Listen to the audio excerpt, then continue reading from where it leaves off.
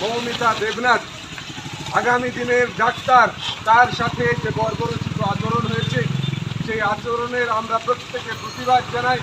আমরা অবিলম্বে এই ঘটনার সাথে যুক্ত সমস্ত দোষীদের খুঁজে বার করতে হবে এবং তাদেরকে দৃষ্টান্তমূলক সাজা দিতে হবে, ফাঁসি দিতে হবে। তাদের প্রত্যেককে খুঁজে বার করে সে যেই হোক না কেন, কাউকে যেন রেয়াত করা না হয়। এই ঘটনায় জড়িত প্রত্যেককে যেন দৃষ্টান্তমূলক শাস্তি দেওয়া হয়। বাংলার মেয়েদের নিরাপত্তা যেন সুনিশ্চিত করা হয়।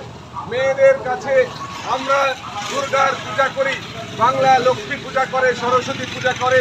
সেই দুর্গা, সরস্বতী, লক্ষ্মীদের আমরা যেন বাংলায় নিরাপদ বিচরণ ক্ষেত্র তৈরি করতে পারি, তার জন্য পটভূমি তৈরি করতে হবে। তাই আমাদের আন্দোলন, মৌমিতা দেবনাথ তার হত্যার প্রতিবাদে আমাদের এই আন্দোলন তীব্র থেকে তীব্রতর হবে।